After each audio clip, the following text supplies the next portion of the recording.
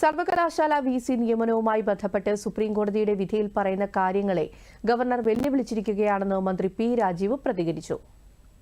സർക്കാരിന്റെ പാനൽ തള്ളി എന്ന് പറയുന്നതിനേക്കാളും സുപ്രീംകോടതി വിധിയെ അതിന്റെ അന്തസ്സത്തെയും ചാൻസലർ പൂർണ്ണമായിട്ടും വെല്ലുവിളിച്ചിരിക്കുകയാണ്. അത് അതീവ ഗൗരവമായ കാര്യമാണ്. സുപ്രീംകോടതിയുടെ വിധി വായിച്ചാൽ നിങ്ങൾക്ക് എല്ലാവർക്കും മനസ്സിലാക്കാൻ കഴിയും.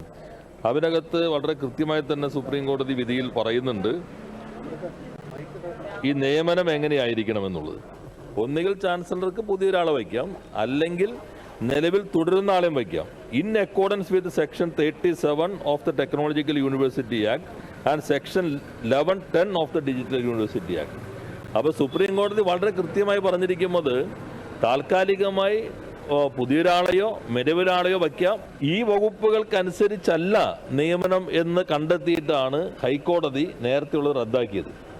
അത് ഇവിടെ സുപ്രീം കോടതി അത് പരിശോധിച്ചിട്ട് പറയുന്നുണ്ട് ഇത് സംബന്ധിച്ച് സെക്ഷൻ 73 സംബന്ധിച്ച് ഇനിയൊരു പുതിയ ഇന്റർപ്രിട്ടേഷൻ ആവശ്യമില്ല എന്ന് ഈ വിധിയെ ശരിവെച്ചുകൊണ്ട് തന്നെ സുപ്രീം കോടതി പറയുന്നുണ്ട്.